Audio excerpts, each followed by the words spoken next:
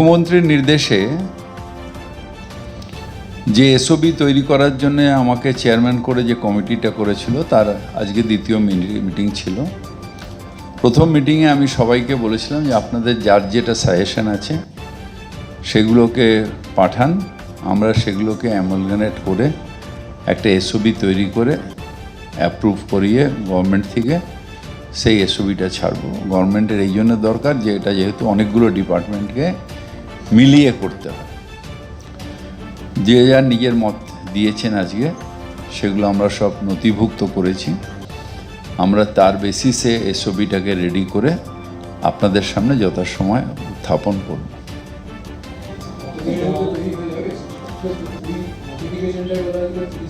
30 days, আমরা 30 days হতে কয়েকদিন বাকি আছে, আমরা এর মধ্যেই করে আপনাদের সামনে দিয়ে দেবো, যেটা পাঠাবো।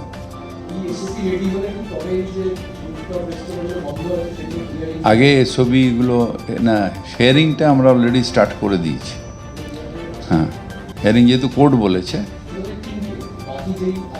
ওই 3টা হয়ে গেলে আমরা বাদবাকিটা ওই 3টে, আমরা তো ডিসক্রিমিনেট করতে পারি না, ওই 3টের যে আউটকাম হবে সেটার ফেথ সবার হবে। প্লাস আমরা একটা এসওপি করছি, সেই এসওপির বেসিসে গভর্নমেন্টের কাছে পাঠাবো। গভর্নমেন্ট ফাইনাল ডিসিশন নেওয়ার পরে আমরা ওই এসওপিটাকে পাবলিক করে দেবো, যেভাবে কীভাবে চলবে। শুধু এসওপিতে রুফটপ রেস্টুরেন্টটা লিমিটেড থাকবে না, এসওপিতে স্কুল থাকবে, এসওপিতে হসপিটালস থাকবে, এসওপিতে মার্কেট, রিসেন্টলি যে পটগঞ্জ মার্কেট পুড়ে গেল, মার্কেট থাকবে, ফায়ার ডিপার্টমেন্টের কী করতে হবে, কী ক্যাটাগরি করতে হবে, সেগুলো সব এসওপিতে থাকবে সব। যেহেতু সাজেশন দিয়েছে, এটা আমি পাবলিক করতে পারি না, কিন্তু এটা আমরা নোট করে নিয়েছি, একটা সামারি করে আগে আমরা পাঠাই, তারপর আপনাদের পাবলিক করে দেব। ফায়ার অডিটের ওপরে প্রায়োরিটিটা। এই ভাই, এটা নিয়ে আমি কিছু বলতে পারবো না। It is the college authority and the police to take action. এটা নিয়ে আমি বলতে পারবো না, সবটা কর্পোরেশনের দায়িত্ব নয় যেগুলো দেওয়া।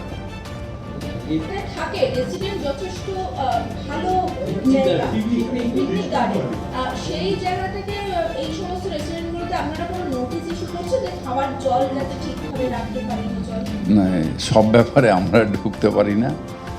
কলেরা অনেক জিনিস হয়, কাটা ফল হয়তো অনেকক্ষণ রেখে দিয়ে খেলেও কলেরা হয়, সুতরাং সবটা হয় পানীয় জলের জন্য হচ্ছে তা নয়, কারণটা দেখতে হবে।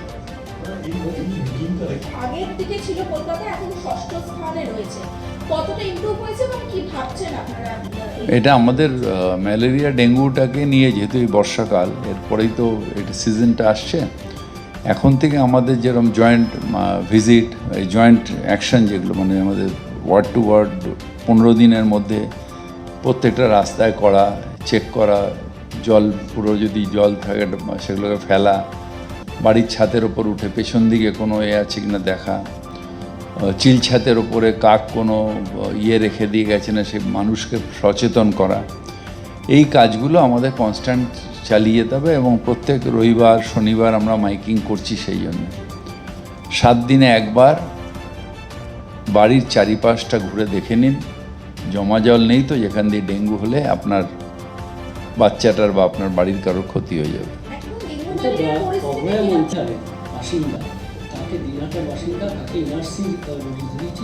কারণ হচ্ছে যে তারা বাঙালি বিদ্বেষী, এবং এটা অদ্ভুতভাবে সারা ভারত জুড়ে রাজনৈতিক দল, ভারতের রাজনৈতিক দল, তারা অপদস্থ করার একটা চেষ্টা করছে, এবং সেইটার জন্যেই এই এনআরসি সিএর আমাদের মুখ্যমন্ত্রী মমতা ব্যানার্জি বিরোধিতা করেছিলেন। হেট্রেড পলিটিক্স করার জন্যে এই পুরো প্ল্যানিংটা, যেন আমাদের অথেন্টিকেট ভারতবর্ষের মানুষ তাকে পুশ আউট করে দিয়ে বাংলাদেশের হাতে দিয়ে দেওয়া, আবার পরবর্তীকালে নিয়ে নেওয়া। এগুলোর প্রমাণ হচ্ছে যে এরা ভারতের যে সংবিধান সেটা মানছে না, ভারতীয় হিসেবে আমাদের যে অধিকার, সেই অধিকার থেকে আমাদের বঞ্চিত করার চেষ্টা করছে, বিশেষ করে বাঙালিদের। আগস্ট বিরোধী দলনেতা ডাক দিয়েছেন নবান্ন অভিযানের, অথচ অভয় মঞ্চ আজকে প্রেস কনফারেন্স করে বলছে যে রাজনৈতিক দলের বিরোধী দলনেতা এই ডাক দিচ্ছেন, তার দলেরই সিবিআই 11 মাসে বিচার দিতে পারেনি, অভয় মঞ্চই প্রতিবাদ। কি বলবেন? এটা নিয়ে আমার কি বলার আছে? আমরা তো চেয়েছিলাম যেটা এই এত জঘন্য অত্যাচার ফাঁসি হোক, এবং সেই জন্যেই আমরা এটা চেয়েছিলাম যাতে স্টেট পুলিশ ইনভেস্টিগেশন করে ফাঁসির অর্ডারটা হয়, যেটা পরবর্তীকালে হলো। দুর্ভাগ্য যে কোর্ট সিবিআই দিয়ে দিয়েছিল। অফিসাররা গেছিলো টেম্পোরারি করতে, ওখানে একটা রেজিস্ট্যান্স আসে। আজকে ওটা নিয়ে বড় নাইনে আমরা একটা মিটিং করছি, কারণ টেম্পোরারি দোকানগুলো করে দোকানদাররা যাতে ব্যবসাটা চালু করে, পরবর্তীকালে ওটাকে পুরো ভেঙে ডিসম্যান্টেল করে আমরা বড় বিল্ডিং করব অ্যাজ পার ফায়ার প্ল্যান নিয়ে। লোকাল কিছু লোক যারা বদমাইশি করছে, যারা বিজেপির পতাকা নিয়ে বদমাইশি করছে, তারা এসে বদমাইশি করে আমাদের অফিসারদের কালকে কাজ করতে দেয়নি। আলোচনার মাধ্যমে যদি না হয় তাহলে আমরা ফোর্স অ্যাপ্লাই করব। বাজারে বাজারে যে হাইড্রেন্ট যেগুলো অনেকগুলো লাগানো হয়েছে জলের উৎসের জন্য, আগুন হাইড্রেন্ট না, আমাদের ডিপ টিউবওয়েল, এগুলোকে আরো বাড়ানোর চিন্তা কি করবেন? হ্যাঁ, সেগুলো নিয়েও আলোচনা হয়েছে। আমি আপনি যখন এসওবি আসবে আমি আপনাকে পুরোটা বলে দেবো। रिलीफ सोसाइटी में लगी है जहाँ पर ये बच्चा लोग का वार्ड, माने वो ये वार्ड था, मेटर्निटी वार्ड, और इसका में था। तो 3 इंजन गया है, सेफ्टी है, ठीक है।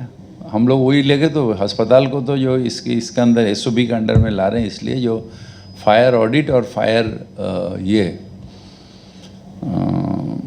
ड्रिल, फायर ड्रिल और फायर ऑडिट जैसा कंपलसरी हो, इसके लिए